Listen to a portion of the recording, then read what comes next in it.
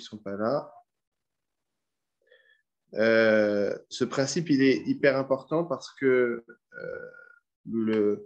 l'idée de la différence entre le RCPG et le glucagon est une différence essentielle. C'est-à-dire qu'en gros, vous avez ici le glucagon qui, lui, hyperglycémiant, va aller sur son RCPG, alors que l'insuline, qui est hypoglycémiante, va aller sur le récepteur tyrosine kinase.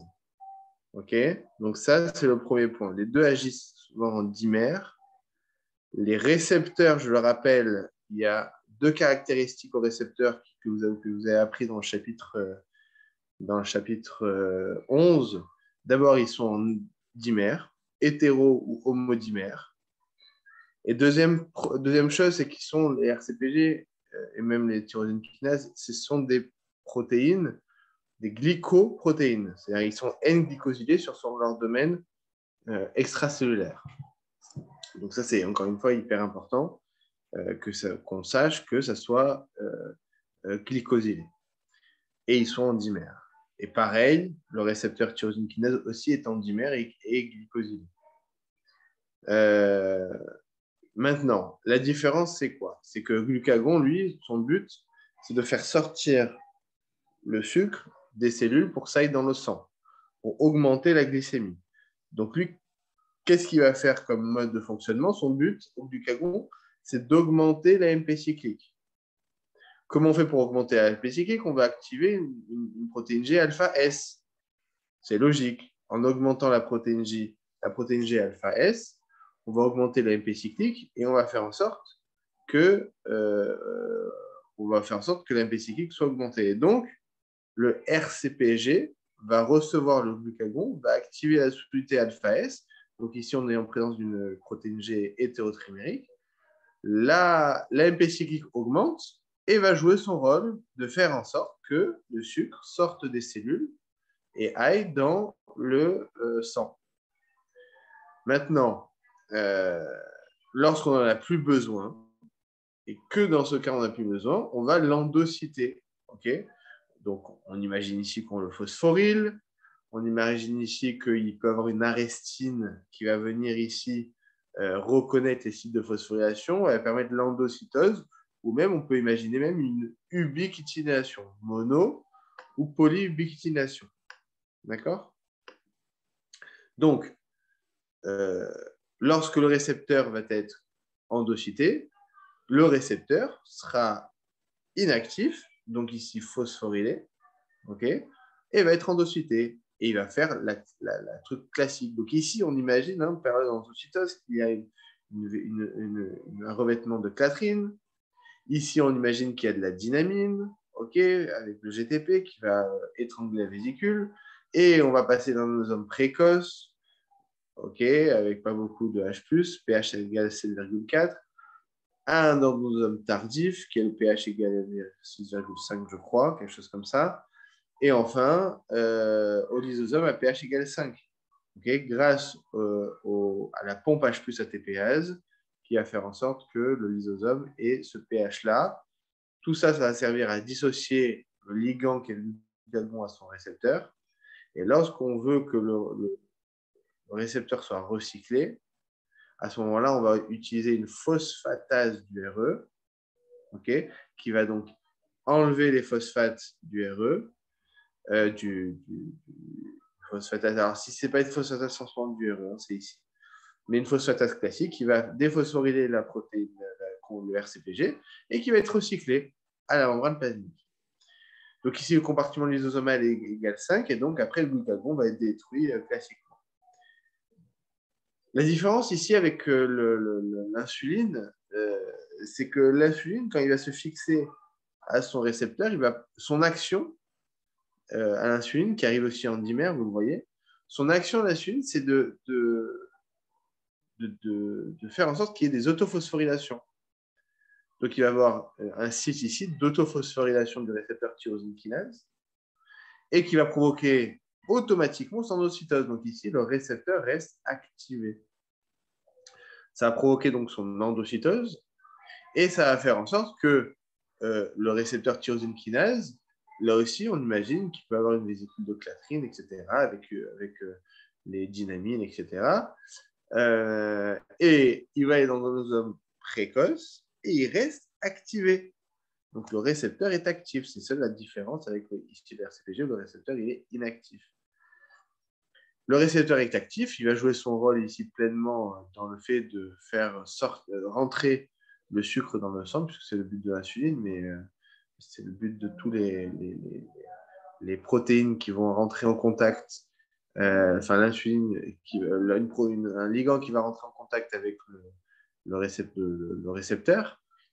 Et par contre, lorsqu'il va être déphosphorylé, donc quand il va avoir la phosphatase du RE qui va justement enlever les phosphates, c'est là où on va le désactiver. Vous voyez la différence ici. Ici, la phosphatase du RE, elle permet le recyclage, donc elle va réactiver, si vous voulez, presque le RCPG. Ici, le déphosphoryler le récepteur, ça va le désactiver et ça va le permettre aussi de se recycler.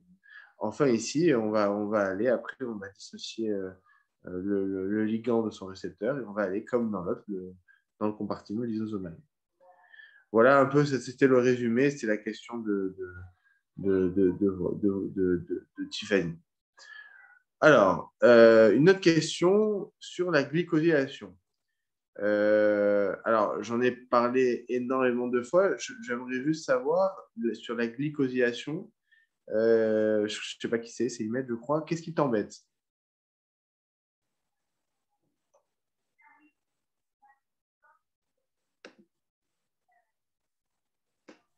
On m'entend? Ah, je t'entends là, c'est bon. Répète, excuse-moi. Ouais, en fait, moi, c'est juste parce que à chaque fois, quand t'expliques, je me dis c'est bon, j'ai compris. Et à chaque fois, en QCM, je fais des erreurs. Tout le temps sur où ça peut se passer, ou quand Alors, ça peut se produire, tout ça. c'est très simple. Il y a 3 glycosylations, je résume. Il y a 3 glycosylations. La N-glycosylation, la C et la O. Jusque-là, tout le monde va bien. Il y a 2 questions qui doivent se poser quand on voit la glycosylation. Premièrement, le moment où ça se met sur la protéine. OK? Donc, le moment X où il se met sur la protéine. Et là, il y a des informations qu'il faut savoir. Et deuxième chose, quand il va être sur la protéine, à la fin de son histoire, quand il va être sur la protéine, où il peut se retrouver sur une protéine dans la forme finale de la protéine, dans son endroit final. Pour répondre à la première question, c'est très facile. Il y a donc la N, la C, la O glycosylation. La N et la C glycosylation, à quel moment elle se fait? Elle se fait lors de la synthèse de la protéine, lorsque la protéine est encore dans le RE. Okay, puisque la N et la C glycosylation ne peuvent se faire que sur une protéine qui appartient au système endomembranaire. Donc, lorsque la protéine commence à se faire synthétiser, elle va être glycosylée, cette protéine, et la N et la C-glycosylation se fait au niveau de sa néosynthèse, donc au tout début, dans le RE. Ça, c'est le premier élément. Deuxième élément, la O-glycosylation. La O-glycosylation, par contre, elle ne se fait pas dans le RE, mais toujours dans la synthèse de la protéine, elle se fait dans le Golgi. Elle se fait dans le Golgi.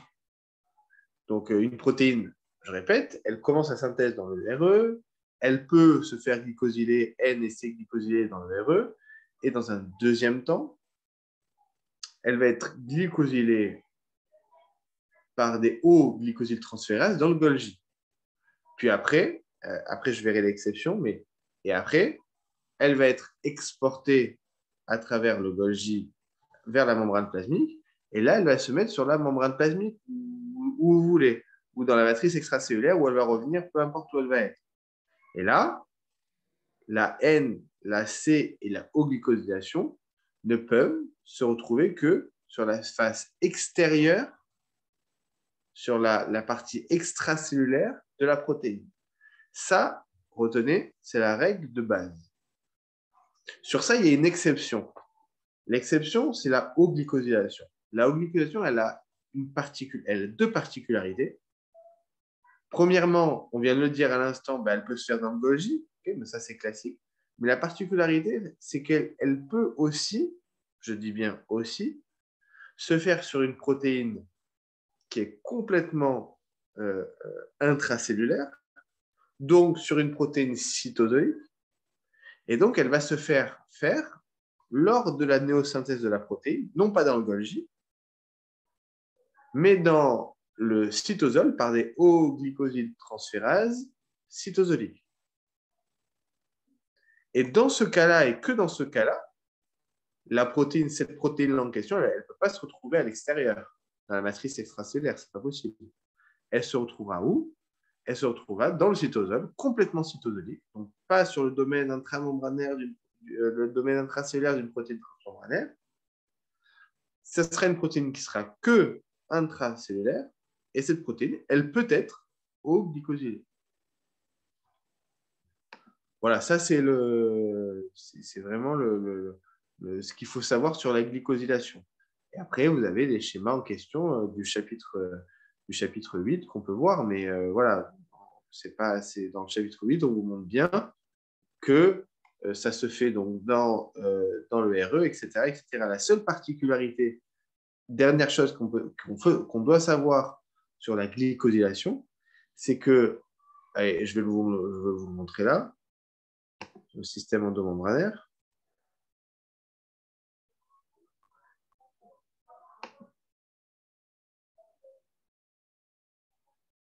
C'est qu'elle débute sa synthèse dans le cytosol. Donc ça, c'est une information importante, c'est-à-dire que ici, on a le cas d'une protéine ici qui commence à se faire synthétiser. Dans le ribosome, on est au niveau d'un translocon, BIP il a dégagé, etc., etc. Les sucres, ils se mettent ici. Vous voyez, les sucres, ils sont là. Il y a un dolichol, une espèce d'acide gras, des phosphates et des sucres. Ces sucres-là vont être, par la N-glycosyltransférase, transférés à la protéine, mis sur la protéine. Il y en a 14 au début, après on en enlève grâce à des glycosidases, à la fin on est 10. OK? Bon, ça c'est une chose. Ce qui est important à savoir, c'est qu'au début, avant d'être là, avant d'être dans la lumière du RE, ce truc-là était ici, dans le cytosol. Et en fait, elle est passée de là à là grâce à un flip-flop. Et ce flip-flop, c'est un phénomène ici, hein, vous vous souvenez, qui est qu'on retrouve aussi dans la membrane plasmique pour les lipides, qui est un phénomène là-bas actif dans la membrane plasmique, mais ici, je ne sais pas si elle l'a précisé dans votre cours, mais c'est un phénomène qui est passif, sans consommation d'énergie. C'est très important ça. Donc voilà le principe. Donc, début de la synthèse cytosolique, flip-flop, et ça va s'accrocher ici à la protéine, et ici on est dans le RE. Je t'aurais fait la même chose ici pour la haut-glycosylation. On serait ici dans le Golgi. Elle commence la synthèse dans le cytosol, puis flip-flop, et elle va s'accrocher à la protéine dans le Golgi. Voilà, c'est les seules choses qu'il faut savoir sur la glycosylation. Oui, dernière chose, mais ça c'est une question de 2D, c'est pas tellement vis-à-vis de ça. Dans un 2D, les sucres, ça a un poids. Et en gros, il y a le poids théorique de la protéine, et vous l'avez vu avec Daniel, et le poids purifié. Le poids purifié, c'est le poids avec le sucre. Le poids théorique, c'est sans les sucres. Donc, ça veut dire que lorsque la protéine va être purifiée avec un poids moléculaire plus grand que le poids moléculaire théorique, ça veut dire que la protéine a reçu des sucres. Donc, ces résidus sucrés-là ont bien été utilisés dans les sucres, dans la constitution de la protéine. Voilà. Donc, juste savoir c'est des sucres et après, on fait, pour savoir combien il y a de sucre, après, combien c'est le poids moléculaire de chaque sucre, on fait la différence au poids moléculaire purifié moins le poids moléculaire théorique. Okay, si ça donne par exemple 20, on sait que dans le schéma de la protéine, on a on a 4 sucres, ok? Et ben chaque sucre va valoir 5 kDa. Puisque les 20 kDa, on a fait la différence entre poids moléculaire théorique, purifié moins le poids moléculaire théorique. Est-ce que ça, c'est clair, ça, pour tout le monde, cette histoire de poids moléculaire théorique, ou je répète? Non, c'est bon, c'est clair. C'est clair? OK. Euh, c'est bien. Alors, qu'est-ce que vous avez comme autre question? Est-ce que vous avez d'autres questions? Ah, moi, j'en ai une autre, mais je ne sais pas si c'est important à savoir. C'est les sous-unités ribosomiques, quand elles sont exportées. C'est important de savoir comment elles sont exportées ou pas? Alors, elles ont pas de type d'exportation particulière. Je te remets le schéma en question. Donc, ça, c'est le chapitre sur les chromosomes. Donc, ici, les chromosomes, ici. Donc ça, c'est important, ce schéma. On l'a vu la dernière fois. Je vous le remontre encore une fois.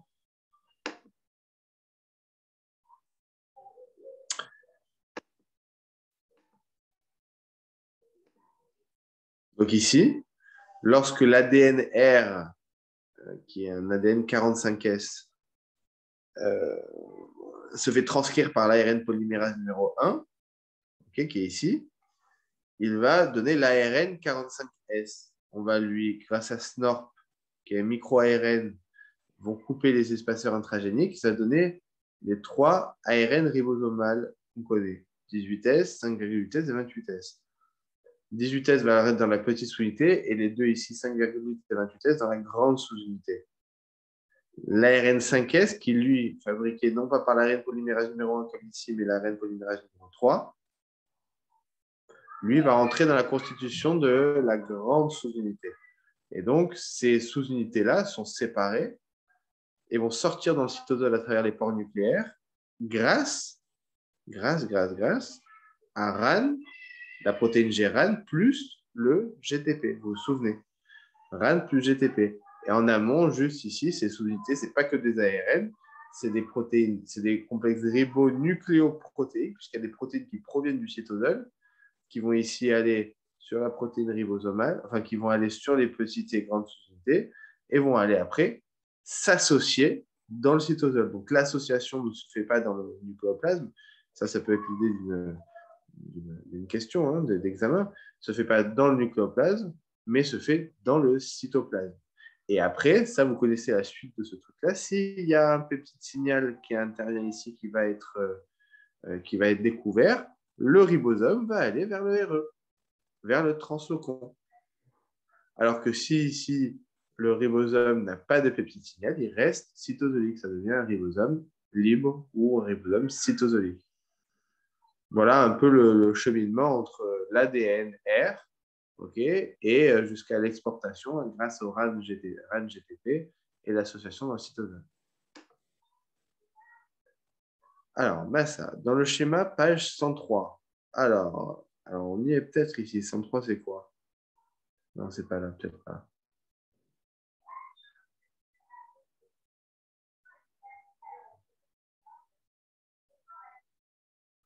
Aïe, aïe, aïe.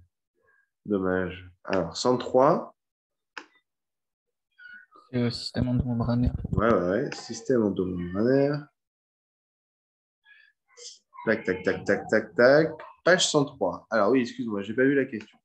Page 103, avec la protéine soluble de RE, est-ce qu'on peut passer dans le Golgi trans ou c'est que dans le Golgi cis-médian? Ici, justement, ce qui est important à bien savoir, c'est que c'est dans le Golgi cis-médian, ici, et pas dans le Golgi trans, que cette protéine avec le KDEL va passer. Et c'est à partir de ce Golgi cis-médian que la protéine va revenir et va être réadressée dans le RE. Donc, effectivement, okay, pour répondre à ta question, c'est bien le 6 médian. Bien noter le pH ici à 6,5 et ici le pH à 7,4. Okay, bien noter ces deux pH-là. Et effectivement, ils sont là. Très important à savoir ici, c'est que les revêtements ici, c'est quatomère numéro 2, puisqu'on part du RE. Et ici, c'est forcément quatomère numéro 1. Alors, pourquoi c'est important de bien insister que c'est bien cis et médian et pas trans? Ben, pour l'unique et bonne raison, c'est que ici, lorsque, attention, hein, ouvrez bien vos oreilles, hein, lorsque une vésicule va partir du Golgi TGN ou trans et va revenir ici dans le sens contraire du système endorombranaire, la Brefeldine A peut intervenir. Elle peut faire en sorte de inhiber la protéine G ARF et donc d'inhiber la constitution du revêtement. Mais attention, regardez, si on revient de 6 médians, comme le cas du schéma juste en dessous, 6 et médian, est-ce que la bréfédine A intervient? Non, puisqu'ici, il y a une insensibilité à la bréfédine A qui est en provenance de 6 et médian. Donc, c'est intéressant la question que tu me poses, Massa, parce que finalement, ici, si on vous dit ici, dans ce schéma-là, la bréfédine A intervient à ce niveau-là, vous savez que c'est faux parce qu'ici, elle est insensible. Alors que ici, si ça avait été le trans ou le TGN, ça aurait été vrai. Okay, le bréfédine A, effectivement, est actif. Okay, dernière chose dans ce schéma ici, donc effectivement, cette flux vectoriel membranaire est permanent. On va du plus au moins, et du plus au moins, c'est le qu'on s'appelle le guidé par la dinéine. Ok, puisque la dinéine, ça va du plus au moins, ça descend. Et ici, c'est donc par la kinésine, microtubule plus kinésine. Est-ce que j'ai répondu à ta question? Parfait. Autre question?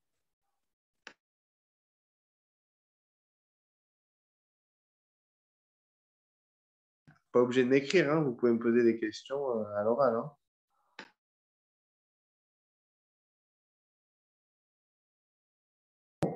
Bon, s'il y a des choses qui vous viennent, vous me dites. Alors, je vais revenir ici sur ce schéma-là. Donc, je rappelle que en termes de définition de la bréfédine A, donc pareil, hein, dans la définition, vous êtes assez fort. Ok, quand vous allez dans le glossaire que je vous ai envoyé, vous avez tout, exactement, tout les définitions. Donc, si vous voulez aller dans la définition de la bréfédine A, c'est hyper simple.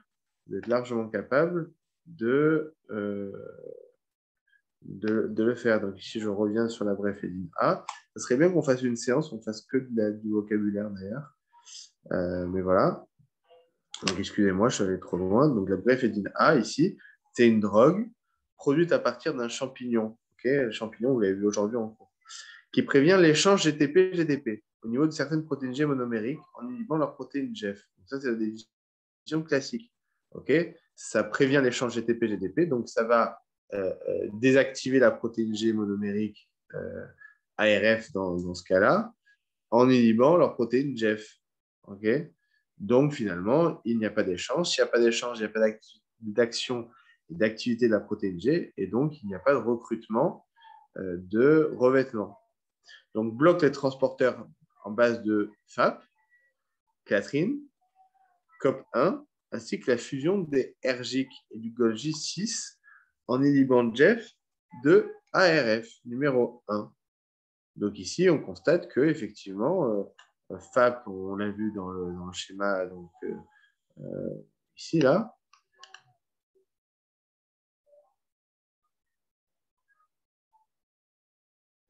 Ici. Je vais peut-être un peu trop loin. Voilà, ici. Donc, FAP ici, Clatrine ici, COP1 ici, ainsi que la fusion des RGIC et du Golgi 6 en inhibant Jeff. Bon, ça, c'est un truc qu'il faut savoir. Bon, je ne sais pas si elle vous a précisé dans votre cours. Absente au niveau de la membrane plasmique. Donc, s'il y en a un qui vous dit qu'il y a bréfédine A au niveau de la membrane plasmique, c'est pas vrai. Okay, elle provoque temporairement, donc c'est un truc logique, le blocage des flux vectoriels membranaires permanents, puisqu'elle bloque la pression d'un revêtement. Donc, voilà. Pareil, juste en termes de définition BIP, quand on veut savoir ce que c'est BIP, C'est une protéine chaperon, soluble dans le RE, fermant l'ouverture luminale du transfocon. Ok, ça vous en connaît. S'écarte quand ce dernier s'ouvre. Participe aussi à l'acquisition de la conformation définitive d'une protéine. Donc, effectivement, BIP, elle ne sert pas juste à bloquer le transfocon, elle a vraiment un rôle de chaperon. Et donc, quand elle a un rôle de chaperon, elles vont permettre à la protéine d'acquérir sa conformation 3D. Elle a une activité ATPasique, donc ça, c'est hyper important, okay, comme toutes les protéines chaperon. Et elle possède un signal d'adressage de rétention KDEL dans le REG. Donc, en gros, elle a un signal de rétention, d'adressage de rétention KDEL dans le REG. Et très important, comme tous les chaperons dans le Golgi, dans le RE, elle fixe le calcium. OK? Donc ça, voilà, ça fait partie aussi des trucs de définition que vous devez faire. Et je vous dis encore une fois, amusez-vous. Alors, il n'y a pas tout que vous pouvez savoir qui est important, mais amusez-vous à faire une lettre, par exemple, une lettre par jour, okay, ou 2 lettres par jour, parce que la B, elle est très courte, par exemple. Et faites ça, c'est très important de savoir ça, c'est quoi, le capping, c'est quoi, casse-passe, c'est quoi, la catalase, c'est quoi. Alors, il y a des trucs qui vous servent plus trop, parce que c'est un truc que j'ai fait il y a 2 ans. Donc, il y a des trucs que vous n'allez pas forcément voir, mais c'est hyper important. Les cils, c'est fait de microtubules. La Catherine, on la retrouve. La Claudine, c'est vraiment hyper important. Je prends du temps sur ce glossaire parce que vraiment, c'est hyper important. Et là, par exemple, hein, ils mettent dans ta question de tout à l'heure, tu peux regarder la C-glycosylation, la N-glycosylation, la O-glycosylation. Tu peux tout voir, où ça se met, comment ça se met, où ça s'accroche sur quel carbone, etc., etc., etc. Alors, est-ce qu'on peut revoir le schéma du chapitre 11, page 153, avec les 3 voies de signalisation?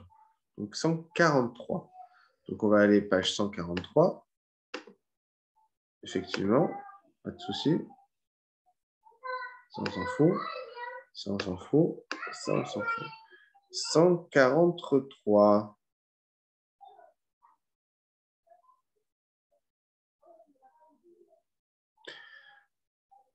Celui d'en haut?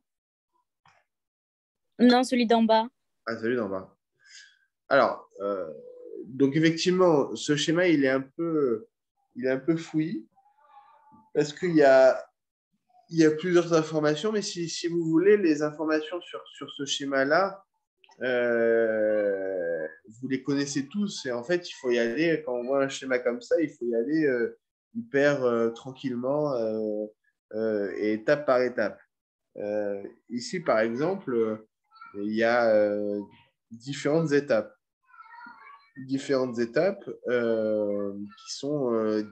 alors, regardez-le 1 minute, ce schéma-là.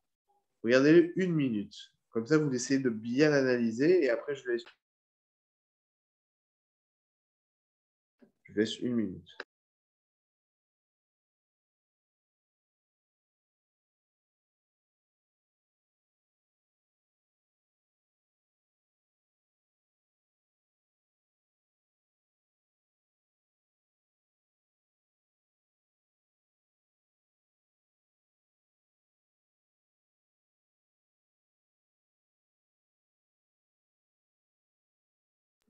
C'est bon?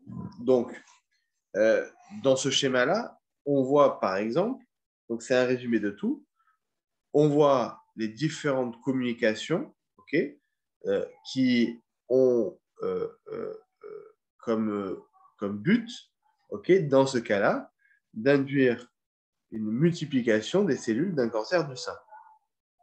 Okay?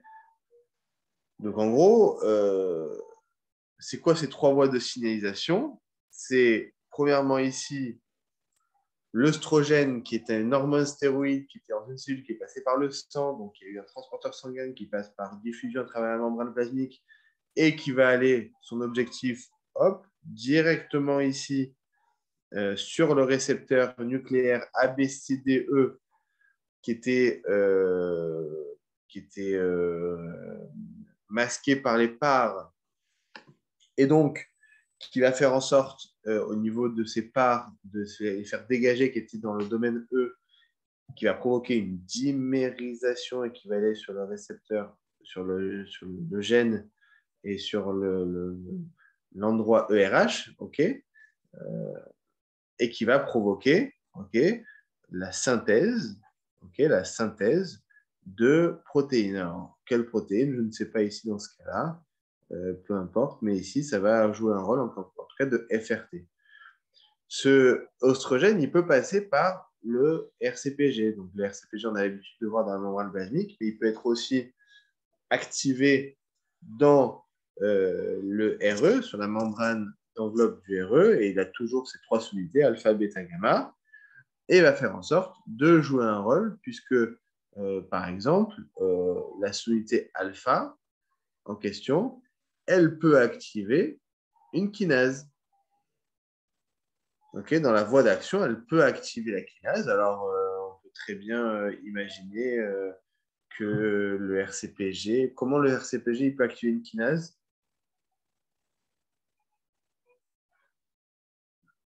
Bah, du coup, avec la phospholipase et la kinase C. Exactement. Exactement.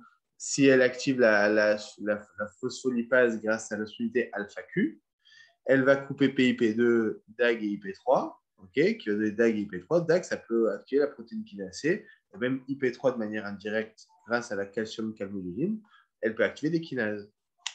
Okay, donc ça, c'est la deuxième voie de signalisation où la kinase, elle va être activée. Elle va pouvoir phosphoryler un récepteur et l'activer. Donc le récepteur ici, il était inactif. Quand on l'a phosphorylé, il devient actif.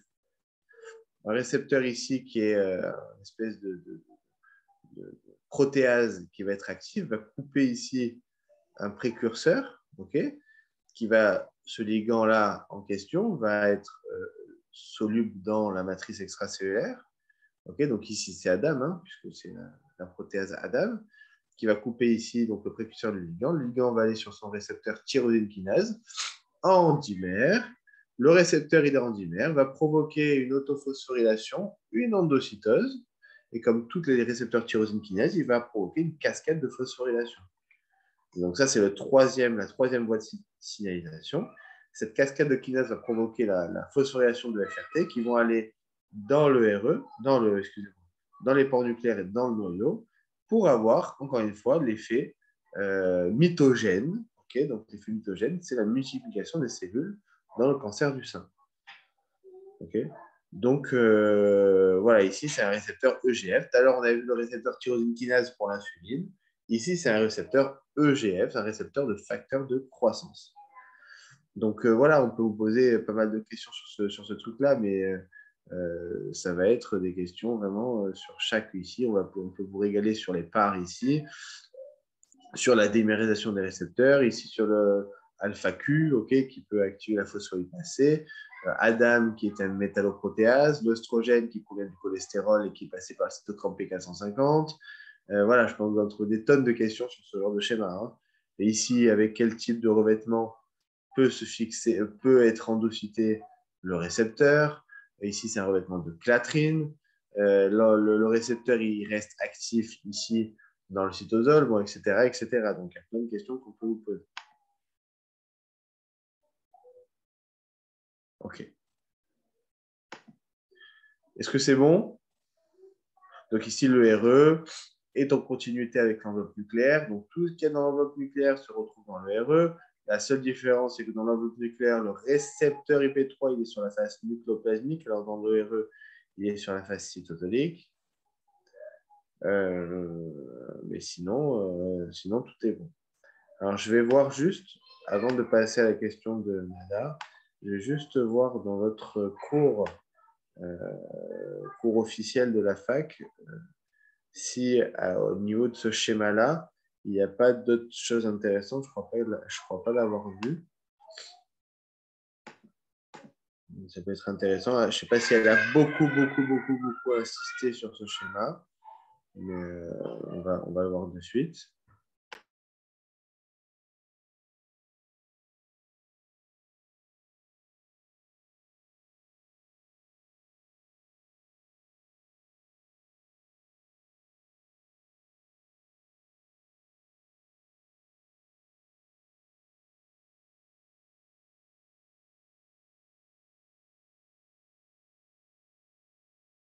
Donc, regardez, on va lire ensemble. Une cellule tumorale.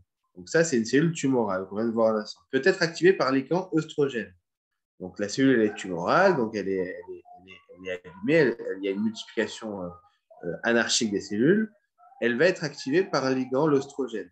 C'est l'œstrogène, elle active un récepteur nucléaire qu'on a vu ici, le récepteur ABCDE. Mais il peut aussi passer par un RCPG exprimé sur la membrane du RE. Okay, donc ici, on constate que la cellule tumorale, elle peut être doublement activée, soit directement via le récepteur nucléaire, soit passer par un RCPG exprimé sur la membrane du RE. Ça, c'est la deuxième signalisation qu'on a dit, qui peut activer une kinase cytosique et qui va devenir phosphorylée, capable d'activer ADAM. Donc ici, ce que vous voyez ici, c'est l'activation de ADAM. Alors, voilà, ça, c'est important à bien noter. Alors, je ne pense pas qu'on peut vous poser ce genre de questions parce que ça me paraît un peu difficile, mais pourquoi pas? On peut très bien vous montrer dans un schéma du chapitre 3 ADAM, okay, une ADAM, un récepteur, une protéase extracellulaire ADAM. On me dit que ce ADAM, pour être activé, a besoin d'être phosphorylé. Bah, vous le voyez ici dans ce schéma que oui. C'est un peu dur comme question, mais pourquoi pas? Okay, donc ici, capable d'activer ADAM, qui clive le précurseur du ligand de la membrane. Ce précurseur, une fois activé, va libérer le vrai ligand pour le récepteur EGF. Donc ici, le ligand, c'est un récepteur de croissance, un facteur de croissance, qui devient soluble et fait son effet. Ici, c'est un autocrine, ou s'il va sur une autre cellule, paracrine. Il va activer par effet paracrine son récepteur tyrosine kinase, qui va s'autophosphoryler et entraîner la cascade de kinase. Ici, je rajouterai autophosphorylé, endocytose avec revêtement de clatrine, etc.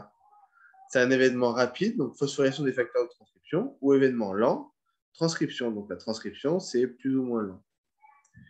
Et ils vont concourir à des effets mitogènes des oestrogènes qui induisent la prolifération. Tout ça, ça va avoir effet, et toujours les phosphorylations, c'est toujours ça comme effet, de multiplier, de créer des différenciations cellulaires. Voilà. Donc ça, c'était pour répondre de manière un peu... Juste, Dan, Oui. la dernière fois, on cherchait le schéma, tu sais, avec l'arestine. Et on disait, je crois qu'il avait enlevé, mais en fait, non, ils l'ont pas enlevé. Il est juste là.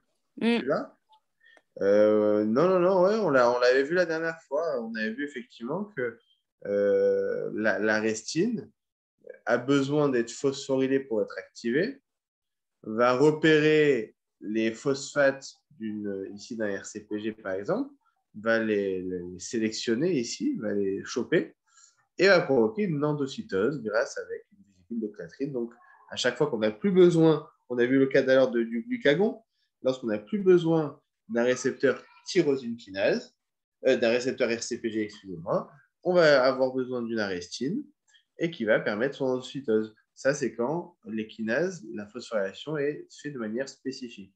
Mais quand elle n'est pas faite de manière spécifique ici, il n'y a pas besoin de clatrine.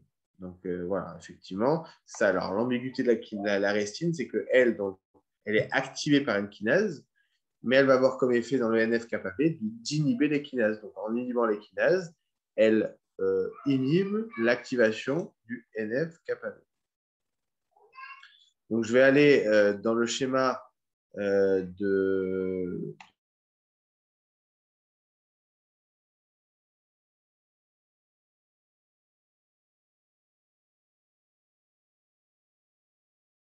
Nathan, tu t'es muté sans faire exprès. T'as coupé ton micro. Excuse-moi, oui, excuse-moi, je vais faire exprès. Donc effectivement ici, le mannose 6-phosphate, c'est... alors, je pose une question ici, à n'importe qui. C'est quoi ça?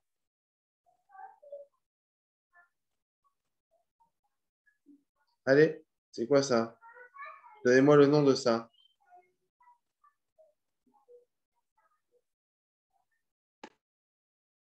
Alors?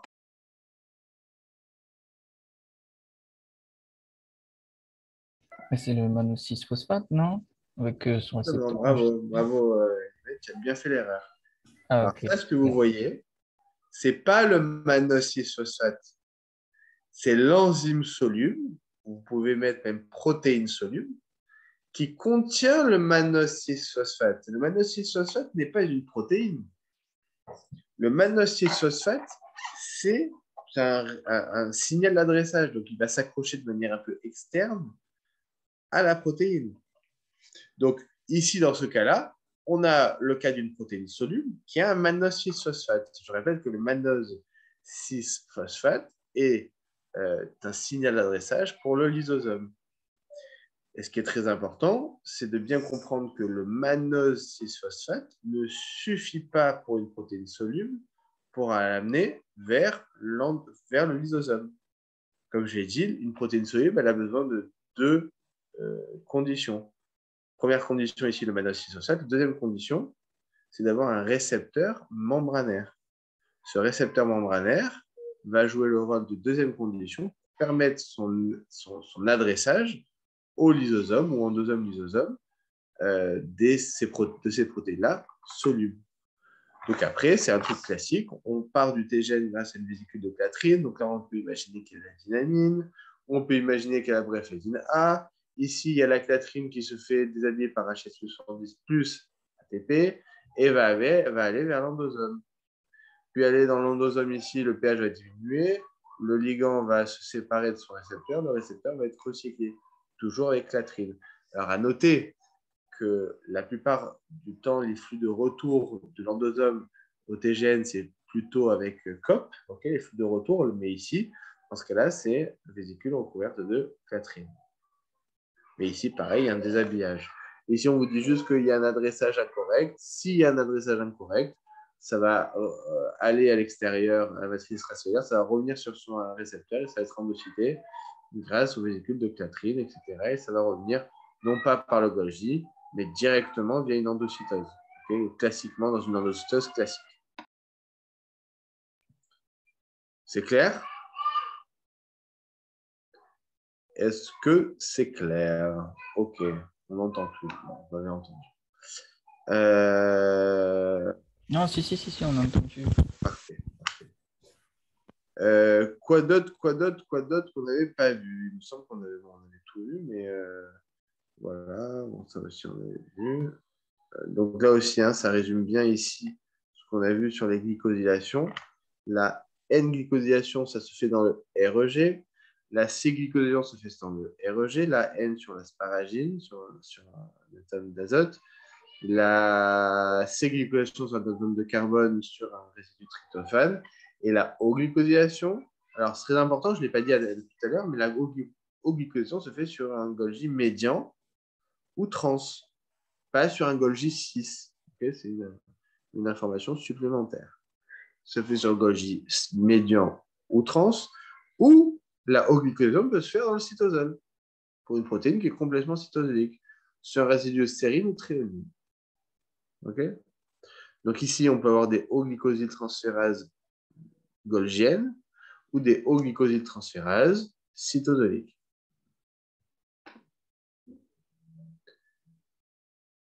Alors, est-ce que le CMH numéro 1 peut être ancré dans un exosome? Alors, la réponse est oui, puisque la présentation, ici, c'est un CMH de type 2, qui effectivement va choper sous l'antigène, non pas dans le REG, mais ici, dans l'endosome tardif. Et le mode de présentation d'un CMH numéro 1 de son antigène se fait toujours par exocytose. Dans ce mode de fonctionnement, on a ici un exosome qui va le présenter au lymphocyte CD4 pour le CMH de type 2 ou lymphocyte CD8 pour le CMH de type 1. OK? Donc, voilà, ça, c'est les grosses différences. J'avais dit la différence CMH1 et CMH2, c'est que CMH1, il se présente dans tous les types cellulaires. CMH2 que dans des cellules spécialisées de type cellules présentatives d'antigènes de type macrophage. CMH1, ça chope son antigène dans le RE. CMH2, ça chope son antigène dans le MVB, l'endosome tardif. Et la dernière différence, c'est que le CMH1 va présenter au lymphocyte CD8 et CMH2 va présenter au lymphocyte CD4. Est-ce que vous avez d'autres questions avant que je m'arrête? Ouais, moi j'en ai une à la page 78 sur le mécanisme, enfin sur le déplacement de la kinésine et aussi sur les centrosomes, si, enfin, mis à part le fait d'être au centre, s'il y a des particularités à connaître.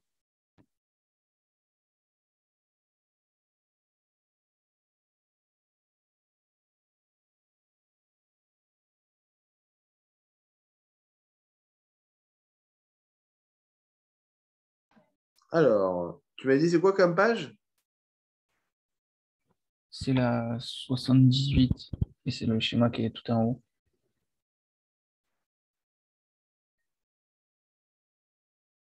Celui-là, là? Ouais, voilà. Alors, ici, on te montre le mécanisme du déplacement de la kinésine sur un microtubule. OK? Donc, ça, il faut bien comprendre que la kinésine se déplace sur la sous-unité bêta, d'une sous-unité bêta à une autre, okay? Puisque c'est elle qui bouge, c'est la kinésine qui bouge. Et en gros, la kinésine, c'est une protéine ATPasique, puisqu'elle a des têtes ATPasiques, alors que le microtubule, ça a une activité GTPasique.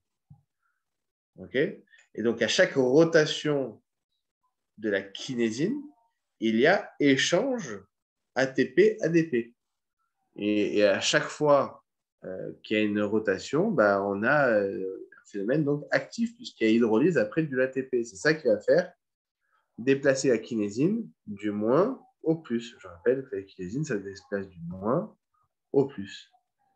Donc, c'est quoi ta question exactement? Moi, c'était justement sur... parce que dans le schéma, je comprenais pas justement la rotation, parce qu'à chaque fois, les ATP et les ADP, je ne saurais pas comment l'expliquer. Bah, ici, oublie toute technique de la rotation. On ne va pas tellement te poser la question est-ce que c'est ATP, ADP. Retiens simplement que la plupart du temps, ce qui va être couplé, qui va toucher ici la sous-unité bêta GTP ici, c'est la sous-unité qui a le ATP. Okay? Quand c'est sous forme de ADP ici, c'est marqué ATP, mais à mon avis, c'est ATP, ADP. ADP ici ou ADP ici, ça ne touche pas la sous-unité bêta. Il n'y a que quand on est sous forme de ATP qu'on est en lien avec la sous-unité bêta. Le reste, après, voilà, on ne va pas poser 20 000 questions. Hein. Si on te pose une question, c'est sur ce schéma-là, sur le schéma dernier. Voilà. Soit sur ce schéma-là, on va te dire, voilà, la dinéine, protéine la dinéine ici,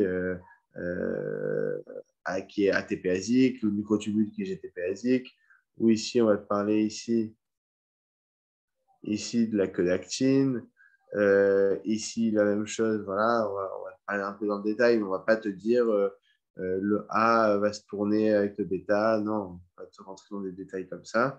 Il y a une rotation, ça oui, c'est important. Et ici, on a le centre cellulaire qui est le centrosome, qui est fait de deux centromères, non, de deux centrioles disposés perpendiculairement l'un à l'autre. Un centriole, c'est 9 triplés de microtubules. OK, bon. Alors, juste dans le programme de la semaine prochaine, donc semaine classique, donc lundi, concours blanc de UE8, UE10 et UE9, sachant que vous allez avoir que 2 matières, mais je vais vous préparer pour les 3 matières. Je vous dirai lesquelles matières vous allez faire pour lundi. Mais ça sera plutôt UE10, de sûr. Okay, et je choisirai entre UE8, je pense que ça sera plutôt UE9, on verra. Puis, on reprend le truc vraiment classique avec mercredi cours de SP12. Jeudi, on reprend les cours de BioC en présentiel. Et voilà, on avance comme ça. N'hésitez pas à me dire, moi, j'aimerais, est-ce que, par exemple, je vous ai donné des annales dirigées sur le site. Si vous pensez que maintenant que les cours de BioC, ça commence à être de plus en plus clair, si on voulait qu'on le remplace par un autre truc, moi, je me vois mal me faire des QCM dirigés en UE10 ni en UE8, je ne pense pas que ce soit nécessaire. Si maintenant vous voulez faire des annales dirigées dans certaines matières, vous pensez que c'est nécessaire, vous allez venir parce que vous pensez que c'est important d'y vérifier certaines informations dans ces matières-là. même dans les SP, vous me tenez au courant, vous m'envoyez un petit message. Ok, ok. Bon courage. Merci, au revoir. Salut.